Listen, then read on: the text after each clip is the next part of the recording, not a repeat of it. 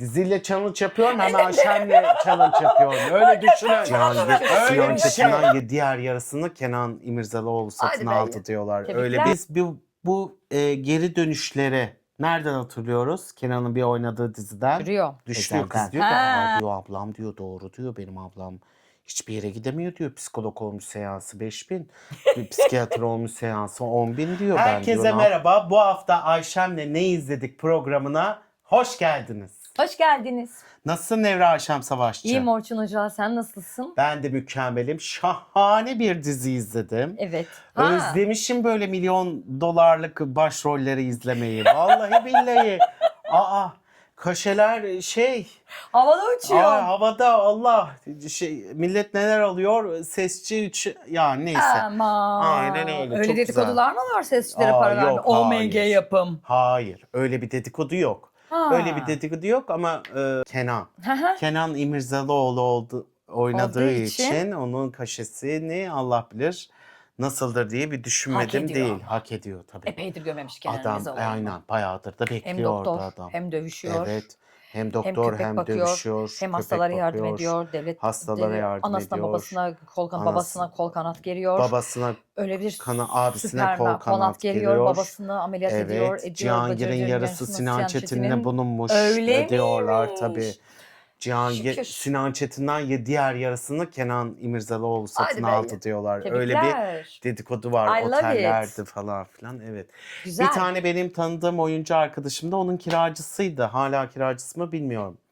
Öyle bir şeyler vardı bak tabii. düşün, oyuncunun kiracısı oldu. Ama gel bakalım oyuncunun kaşesinden yapıyor mu bilmiyoruz. Ama yani yapacak bir şey yok. Hiçbir şey yok. Hiçbir şey yok. Efendim, aynen öyle. Bu hafta ne izledik? Abi. Yani aile bir imtihandır.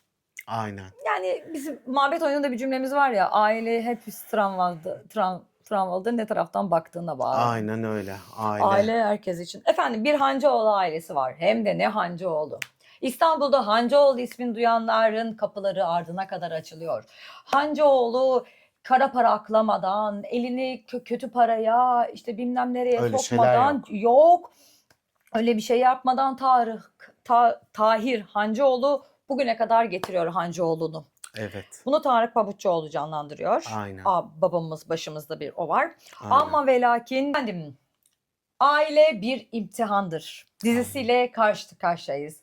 Abi. Gerçekten başrolünde Kenan İmirzalıoğlu, herkese bir abilik, herkesi koruyan, kollayan. Hakikaten yani. Öyle bir adam ki zaten dizi bu şekilde açılıyor. Aynen. Bu arada Kenan İmirzalıoğlu'nun canlandırdığı Doğan Hancıoğlu karakteri babasında 17 yaşındayken aileyle bağlarını kopartan biri. Aynen. Hancıoğlu öyle bir sülale ki İstanbul'da kim Hancıoğlu ismini duyarsa el pençe divan duruyor, kapalı kapılar açılıyor. Çünkü helalle yaşayarak para kazanan bir aile. Köklü bir aile. Zengin bir aile. Çok iş kolları olan bir aile. Birbirine girift bir aile. Evet. İşte birbirlerinin hakkında çok söz sahibi olan bir aile. Efendime söyleyeyim bu doktor Kenan işte ayrılmış. Ondan sonra demiş ben artık yani falana filana demiş ben insan kurtaracağım demiş. İzmir'e taşınıyor. Ve ameliyatla açılıyor sahne. Evet, açılış sahnemiz Kenan İmirzalıoğlu'nun. Ben dedim ki Kenan İmirzalıoğlu'nun oynadığı bir dizide doktor olarak mı izleyeceğiz? Ve böyle hastane ortamı hani falan böyle hastanede geçen şeyleri izleyeceğiz gibi düşündüm. Bir anda ufak mafyacıklar, ufak silahçıklar, ufak çivçivler geri geldi. Aynen. Düşündüğüm gibi devam etmedi ama düşünmediğim gibi de olmadı. Çok ne dedim ben de bilmiyorum. Enteresan bir yorum. Evet. Öyle bir dilekte diledin. Aynen. Her şeyi diledim. Sevmişsin sen, doktorluğu yakıştırmışsın Kenan İmirzalıoğlu'na. Çok güzel oynuyor. Beyaz önlüklü. Hemen diyor can kurtarıyor. Hatta bir kişinin kalbindeki işte ya da göğüs kafesindeki gelen kurşunu çıkartırken onun bir kardeşi var Melek. Melek de tıp fakültesinde okuyor ama bu Kenan İmirzalıoğlu vakti zamanında ailesinden ayrıldırdığı için tıp fakültesinde okuyor. 4. sınıf öğrencisi. Doğru. Yaparken okuldan aldıracaklar. tam arıyor. Ameliyat sırasında arıyor. Hocam hocam diyorlar, Doğan hocam diyorlar. Telefonunuz çalıyor, kapatabilirsiniz. Ama Melek arıyor. Aç bakayım. Melek önemli mi? Aa abi yankı yapıyor. Neredeyim? Ameliyathanedeyim. Hop hadi cevap verdi bakalım. Bu kalpte bunları ne yaptıracağız? Pıt pıt pıt. Ay sen çok güzel bir doktor olacaksın diyor. Ve Kenan Emirzal ameliyattayken kardeşinle yapıyor. Çünkü tıbbı dereceyle kazanmış biri. Aynen. O ailede okuyan tek kız sanırsam. 2 kız 2 oğlan Hancıoğlu ailesi. Bir halaları var başlarında duruyor. Ama Kenan İmirzalıoğlu yaklaşık 25 sene önce babasının birini öldürmesinden dolayı ve bu kanı gizleyip bu suçu başkasına atmasından dolayı ailesiyle siz nasılsınız, böyle olamazsınız, şöyle olamazsınız deyip aileyle bağları kopartıyor. Hele öyle bir bağları kopartmak ki anasına ana demiyor, babasına baba demiyor. Öyleli. Öyleli. Ben onun oğluyum ama o benim babam değil. Sen benim anamsın. Abi ben senin çocuğunum ama sen benim anam değilsin. Liler gidiyor. Atarlar giderler. Atarlar gidiyor. Tam Kenan İmirzalıoğlu babam öldürdü, şöyle oldu böyle derken baba diyor ki Tahir Hancıoğlu eğer diyor sen beni ispiyonlarsan ben diyor ananı öldürürüm, kardeşini öldürürüm, onu en sonunda kafama sıkarım diyor. Hancıoğlu asla bir polisle yan yana gelmez diyor. Ve Kenan da 18'ine bastığında sırra kadem basıyor. Aynen. Tıp okuyor, İzmir'e yerleşiyor. Deniz kenarında. Ve kendi hayatını kuruyor. Kendi Kendi hayatını kuruyor. kuran bir kimse. Güzel. Öyle. Sevdiğimiz bir ilişki modeli. Böyle bir girif bir aileden kurtulması da enteresan ama Nasıl bir otorite ya o evet, baba? kardeşi arıyor. Dur bir sırayla. Sorry. Kardeşi arıyor, diyor ki abi buraya gelmen lazım. Acil bir şey var. Ben artık şey yapamıyorum. Lütfen gel diyor. Kardeşine kıyamıyor. Tamam diyor kızım geleceğim ama 48 saatliğine gelirim diyor. Ben öyle çok şey yapamam diyor. Ondan sonra uçağa biniyor. Uçağa binmeden önce köpeğine diyor ki başkan diyor. Başkan mıydı Dost. ismi? Hatırlamıyorum. Dost muydu bilmiyorum. İşte 48 saat sonra geleceğim. Sakın kendini terk edilmiş düşünme diyor. Öyle de bir enteresan bir bilgi veriyor. Terk edilmiş düşünme. Ondan sonra tamam diyor. İşte biniyor uçağa. Sonra kız kardeşini abisi karşılıyor havaalanından. Abisi de böyle biraz yani babasına yaranmaya çalışan, aileye yaranmaya çalışan, işte o serveti, o paranın var olan gücünü almak isteyen bir hafif göbekli bir abi. Bunlar bir güzel bir arabaya biniyorlar. Eski bir Mercedes. Çok güzel böyle klasik bir araba. Ondan sonra aynı Cem Yılmaz'ın arabaları gibi böyle çok şey bir araba. Yani para bende dediği bir araba. Ondan sonra biniyorlar arabaya, gidiyorlar. Arabanın önü kesiliyor. Sinan Bey. Hayırdır? İşle alakalı Önü ya. kesiliyor. Bir şey de. Arabanın önüne cart diye biri geliyor. Hop diyor sen onu öyle yapamazsın diyor, bilmem ne. Abisi diyor ki bir dakika diyor ben halledeceğim diyor. Orada çocukluk travmalarına bir geçmişe geri dönüyoruz. Ondan sonra çocukken de işte abisine böyle babası sürekli zorbalık yapıyormuş. Avcılığa çıkartıyormuş. Onu vur bunu vur. İşte vuramadın mı şey yapamadın mı hadi evet, diyormuş. dövüyor. Şiddet Evet, uygulayan bir şiddet baba bu arada uyguluyor. oğullarına. Şeyleri ilk önce böyle şeyleri vuruyor. Şişeleri. Şişeleri vurmaya çalışıyor. Vuramıyor. İşte vuramıyorsun kemerle dövüyor falan. Sonra Kenan çocukluğunda alıyor abisini vurmasın diye, öldürmesin diye, şey yapmasın diye. Çat şişeleri vuruyor. Sonra abisine dönüyor diyor ki Hadi bu kadar. burada bir tane tavşan var. İyi. Hadi diyor şimdi diyor vicdanının sesini dinleyelim. Bakalım diyor oraya şey yapabilecek misin diyor. Senin de hatan merhametli olmak diyor. Ha. Ondan sonra vurmuyor Kenan. Başka yere vuruyor. Evet. Babası da böyle sinir oluyor falan. Sonra abisini kaldırıyor yerden. Abisi de diyor ki teşekkür ederim kardeş diyor. Beni diyor bu zulümden kurtardın diyor. Ondan sonra bunlar böyle bir şey yapıyorlar. Abi kardeş oluyorlar. Yani işte dayanışma gibimsi. Ondan sonra gibisi derler ona. Sonra oradan tekrar zoom diye bir şeye geliyoruz. Peki biz bu geri dönüşleri nereden hatırlıyoruz? Kenan'ın bir oynadığı diziden, Ezel'den. Ezel'de de geri dönüş, şimdiki zaman falan vardı. Flashback'leri Ezel'de de çok iyi işlerdi.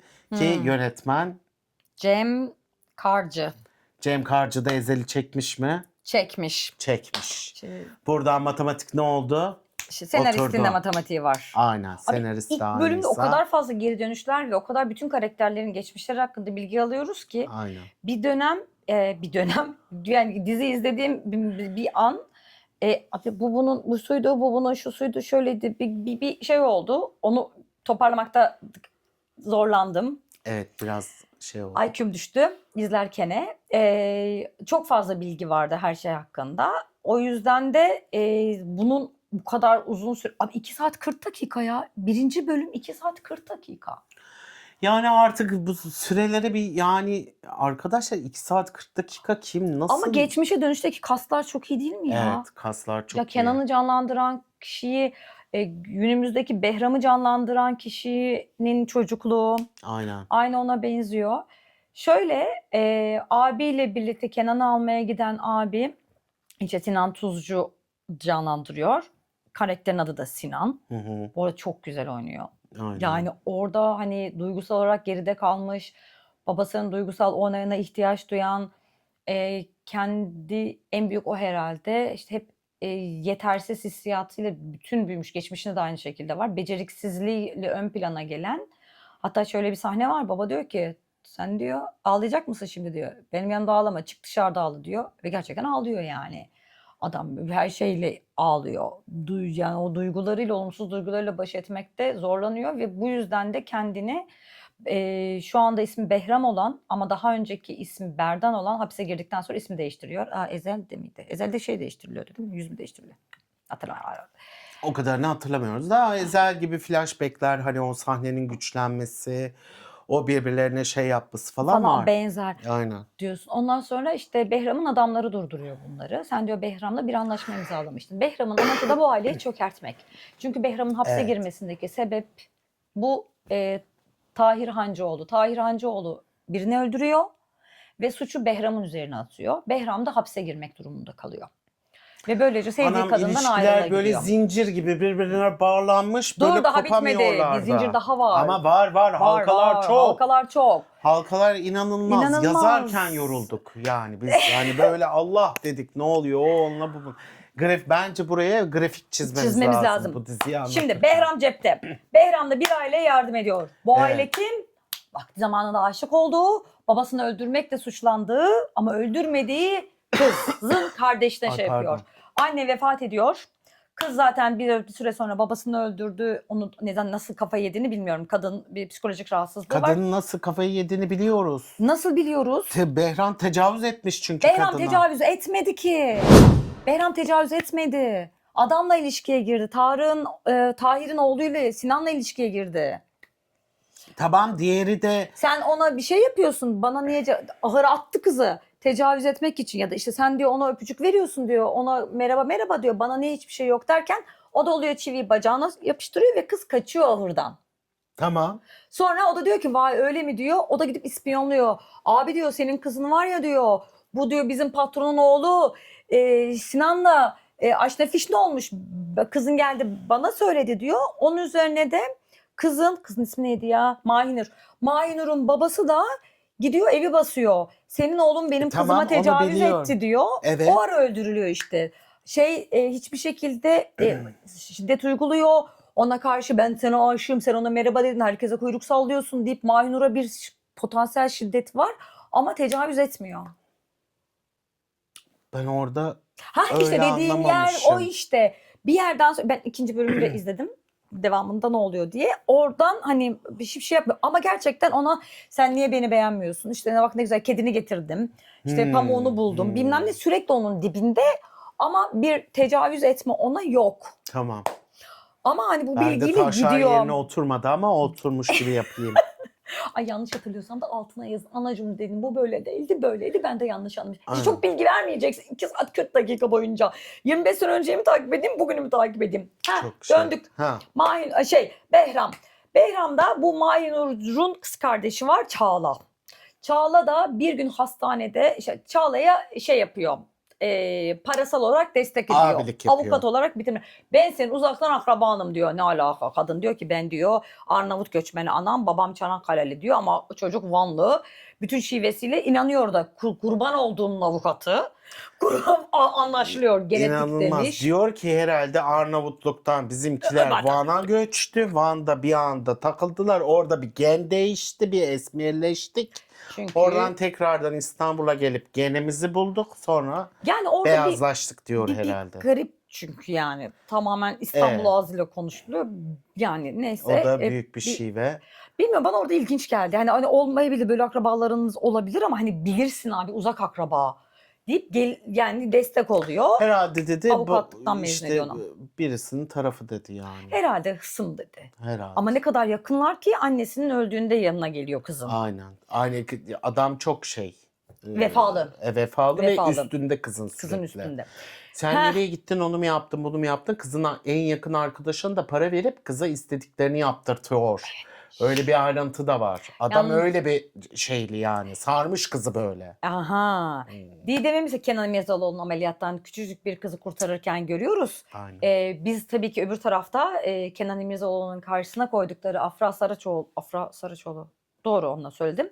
Çağla karakterimizde bir kadına şiddet olarak içeri giriyor. Koştura koştura açılıyor. Dıngırı dıngırı dıngırı dıngırı. Kadın evine gidiyor. Sen diyor mahkemeye niye gelmedin? Boşanmak için niye gelmedin? Boşanacaksın. Abla diyor beni sevdiğini söyledi diyor. Ayşe diyor yapma diyor. Şöyle mi olur böyle mi olur diyor. Adam kapıyı yumrukluyor. Sen benden nasıl boşanabilirsin bilmem ne diye. Geliyor eve basıyor eve aç basıyor. diyor. Avukat kadın hep bu senin yüzünden diyor. Avukat kapıyı açıyor. Tam silahı anneye doğrultuyor. Öldürecek. Ne yapabilirim, ne edebilirim derken bir Vileda'yla bana Vileda'yla adam dövdürttünüz diyor. Bacım.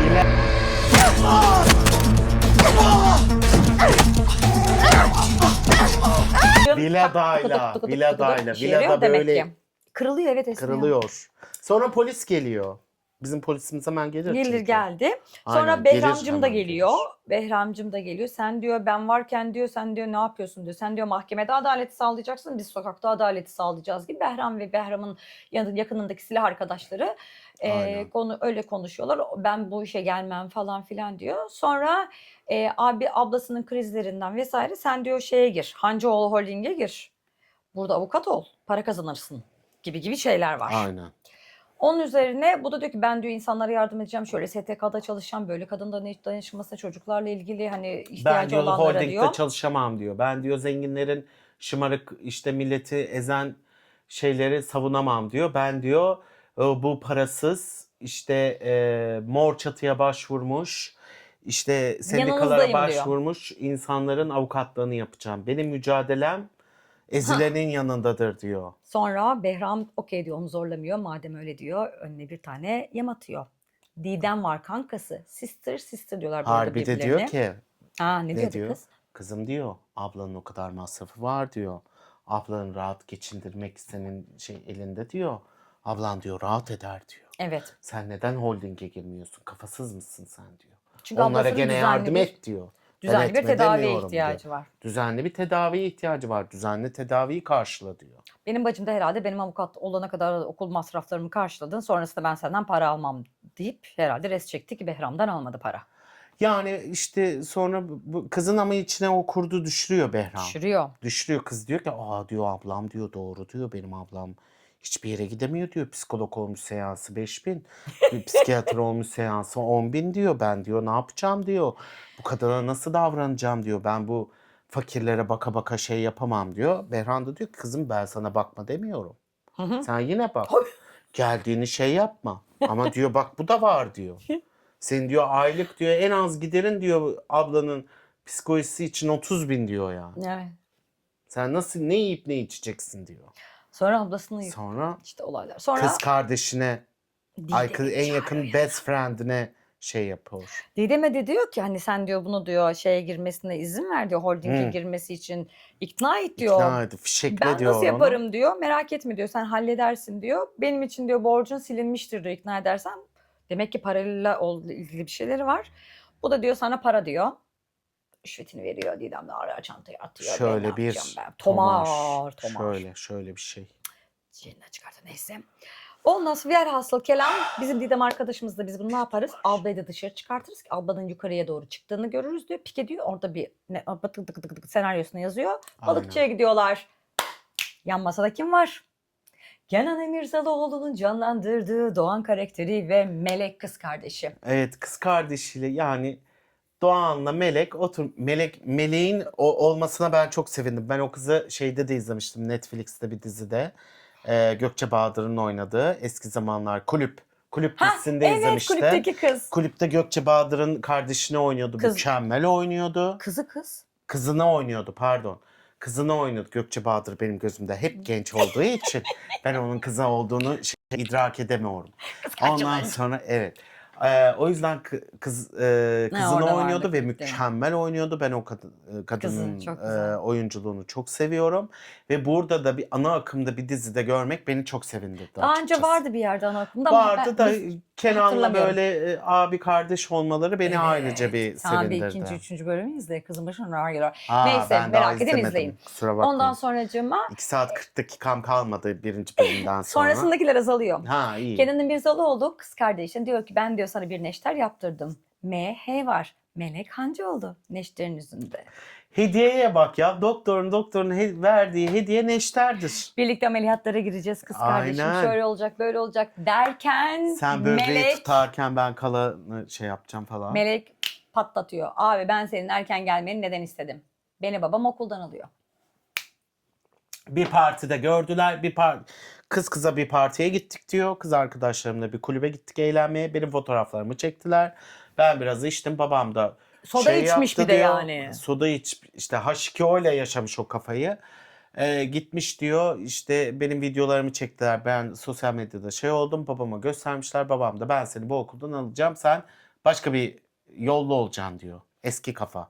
Oo, Şey hele olacağım nasıl? diyor. Bildiğin kötü adam ya. Öyle oluyor falan Ne filan kadar diyor. kötü. Sonra Doğan bir anda böyle şey oluyor. Sen diyor hayırdır diyor böyle saçma şey olmaz. Ben senin yanındayım kızım diyor. Koskoca abim var diyor böyle şey mi olur diyor. Ben diyor hallederim onu diyor. Sen hiç merak etme diyor. Hı, eğleneceksin, gezeceksin, Sonra yan tozacaksın masada diyor. da bekleyen bizim gönlü bol Çağla. avukatımız, Çağla. Çağlacımız. Ondan sonra ablası çıldırıyor. Bir şeyler oluyor o esnada. İşte Halay çekme var adamlar, ondan önce. dans ediyorlar bilmem Halay ne. çekiyorlar. Bunlar böyle bir zıt oluyor. Orada gene bir aşk. Eros'un okunu orada da görüyoruz. Çat diye yapıştır veriyor Eros'un okunu. Sağ olsun canım benim. Ondan sonra olmadık yerde de çarpar böyle Eros. Öyle İnşallah. de şeyleri vardır. İşte Bekliyoruz. kısmet. Anla yazılısı o. Aynen öyle. Nereden ne çıkacağı belli olmaz. O ara abla krizi geçiriyor. Evet. Kenan ve kız kardeşi Melek hemen müdahale ediyor. İlaçlar dolduruluyor. Ablayı evinize götürün diyor. Ben sizin masanızın parasını öderim diyor. Ablayı yıkarken kafeyi bir kaldırıyor. Rutubetli banyoyu görüyor. Ötekisi Didem diyor ki bak görüyorsun diyor. Ablan diyor krizleri azalmıştı, seyrelmişti ama yine bu arada bir psikoloğa, arada bir terapiye gitmeli bu bir mevzu olmaz diyor. Sen bir düşün diyor. Aslında yarın diyor Hancıoğulların diyor seçmeleri var işte seçmeleri pardon iş görüşmesi falan filan var filan diyor. Ondan sonra gidiyor. Tabii ki işi alıyor. Tabii. Şey de İş görüşmesini orada. kim yapıyor? Kenan'ımız. Kenan'ımız yapıyor. Kenan'ımız yapıyor iş görüşmesi. Aa diyor sizin gibi avukatlar var mı falan filan. Tabii. Böyle güzel bir flörtleşme. Abi de orada şey yapıyor Kenan falan. neden şirkette? Çünkü o gün diğer kız kardeşinin düğünü var. Damat tıraşını şirkette yapacaklar. Damat tıraşını şirkette yapacağı için Kenan'ı da şirkete çağırıyorlar. O vesileyle Çağla ile karşı karşıya geliyor Doğan Hancıoğlu. Aynen. İşe alınıyor tabii ki çünkü diğer adaylar gelmedi. Sonra mevzuyu çakozladıktan sonra yani beni de Didem'le olaya getirdi. Ben burada işe başladım. Çakozladıktan sonra bu Behram'ın ofisine basıyor. Bir bakıyor başvuruda bulunanlar diğer iki avukat orada. Siz diyor ne yaptınız ne ettiniz Didem Doğan orada. Hallettim ben teşekkür ettim diyor. O da diyor ki bak diyor bu aile diyor bana böyle yaptı. Didem diyor balyasını sallıyor o esnada. Hı. Yelpaze olarak. Hı. Anahtarlar değil mi? Aynen. Abi anahtarlar şıkır gerçekten. Her kediye dedikçe ay dedim kediye zarar veriyor. Neyse. Neyse o şeyin o anahtarı sesinin de bir şey var. Çağrışımı var zaten. Kadın da sesi duyduktan sonra çıldırdı abla. Ondan sonracığıma onun içine sen diyor Truvat'ı gibi gireceksin diyor. Direkt bunu söyledi. Sen bizim Truvat'ımız olacaksın. Sen diyor oradaki bir tane avukat var başavukat. Başavukat Yılmaz. Ondan sonra onu devireceksin. Sen o ailenin avukat olacaksın diyor. Ve ben o aileyi batıracağım. Rezil rüsva edeceğim. Onlar şeyleri işte fakir insanlara böyle güçsüz kenarda itilmiş insanların çok şey oldu. Kimse bunları bilmiyor. Ben çıkartacağım diyor Behram. Behram'ın da yarısı babanın Tahir Hancıoğlu'nun Onun üzerine suç atıyor olması. Oradan bir kinlenme var. Hapishaneden çıktıktan sonra da Berdan ismiyken Behram ismi oluyor. Bunu söylediğimi bilmiyorum ama tekrar söyleyeyim. Zaten her şeyle gri gitti. Aynen. Çok tekrar ediyor olabilir. Sonra düğüne gelelim. Düğünde çağırıyorlar tabii işverenler için. Herkes düğüne geliyor. Kız da geliyor.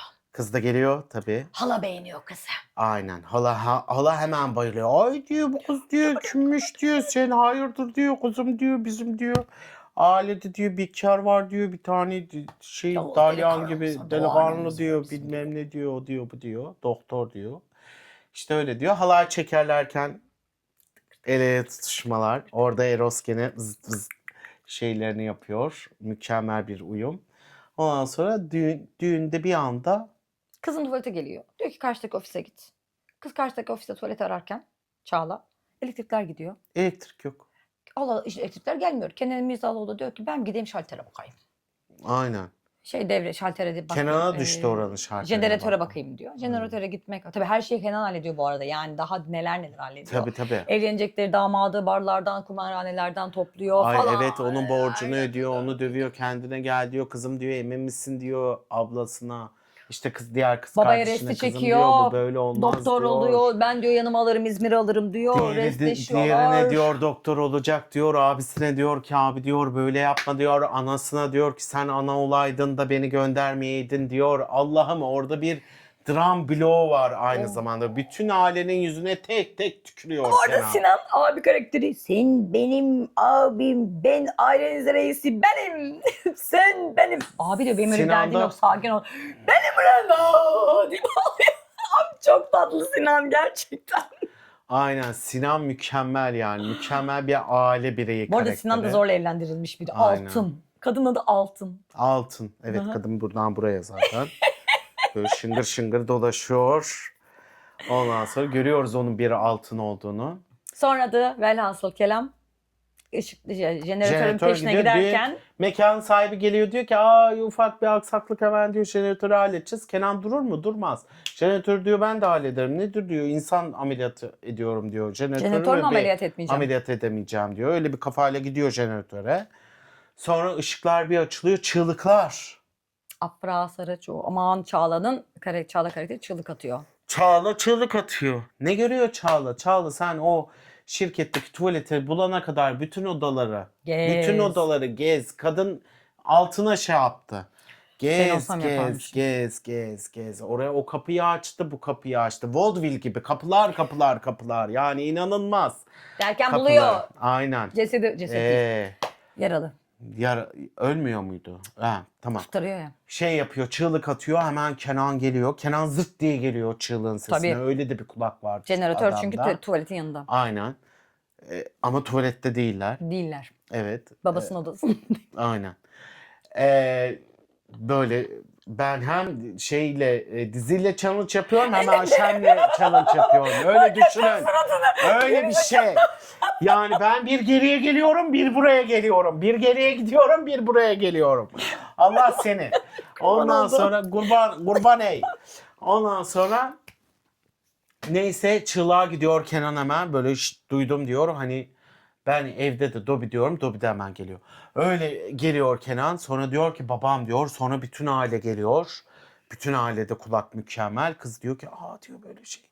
Bir bakıyorlar Neşter. Bir bakıyorlar kızın ismi. Sonra hemen Kenan orada bir müdahale yapıyor. Ben de doktorum diyor. İşte diyor ben istediğim hastaneye girerim diyor. Kendinize gelin diyor. Sonra ambulansla birlikte gidiyor. İşte bütün aile hastanede. Sonra geliyor. Polis geliyor. Polis diyor ki bir tane Neşter bulundu. Neşter'de sizin isminiz var. Kenan orada olmaz öyle şey diyor. Böyle bir şok. Orada bitiyordu. Evet. Evet. Dizi burada bitti. Birinci bölüm bitti. Aynen. Birinci Yani bölüm 2 saat 40 bitti. dakikalık filmi ancak bu kadar kısaltabildik. Neler var orada böyle ara bir tane. Anamcığım bir sürü şey oluyor. Değişik travmatik olaylar da olur. Ya çok komik yani Ondan hani sonra- çok sediyeli bir hastaneye gidiyor ya. Diyor ki erkek hasta. Zaten adam smokin giymiş yapıyor. Öyle bir garip geldi bana. Ha, görüp erkek demesi mi? Hayır zaten sedyenin üzerinde acilden içeri giriyor. Raporu veriyor. Şöyle oldu. Şu dakikada kalp yapıldı. Neyse işte bütün ambulansta gerçekleşen Evet. hastalıkların Hastanın durumunu söylüyor. Ama içeri geldiğinde o kadar demek ki doktorlarda böyle bir ezber varmış. O ayrıntılar güzeldi. Erkek demesi. Erkek hastamız şu saatte şöyle oldu. Siz kimsiniz? Yakınıyım. Gidince orada söylüyor Kenan İmirzalıoğlu. Neyi? Ameliyathanede söylüyor. X yapacaklar Tahir evet. Bey'e. Hayır diyor. Açın kalbini, kaburgaya açın. Yapamazsınız. Bir yakına ihtiyacı var. Ben onun oğluyum. Ama o benim babam değil. Ben onun oğluyum, o benim babam değil. Ben onun kaburgasını da ellerim, her yerini ellerim diyor. Orada açıyor. Sonra da kurtarıyor adama. Kurtarıyor. Aynen. Adam zaten ameliyattan çıkıyor. Babamın durumu biraz iyi oldu falan filan diyor. Polis geliyor, bitiyor. Bu haftalık bizden bu kadar diyorum o zaman. Tamam, okey, Ekleyeceğin bana başka rağmen- bir şey var mı? Yok. Evet. Labirentler arasında bir dizi. Evet, adeta oradan oraya savrulduk. Bir geçmiş dedik, bir gelecek dedik. Bir o dedik, bir bu dedik. Efendim haftaya tekrardan görüşmek üzere diyoruz. Kendinize iyi bakın. Buraya kadar izlediyseniz lütfen abone olun, like atın, yorum yazın. Hepsini okuyor, cevap veriyoruz. Teşekkür ederiz. Efendim aile bir imtihandır. Bakalım karakterlerimiz bu imtihandan nasıl geçecekler? Kaç. Görüşürüz. Kötü bir espri yaptım.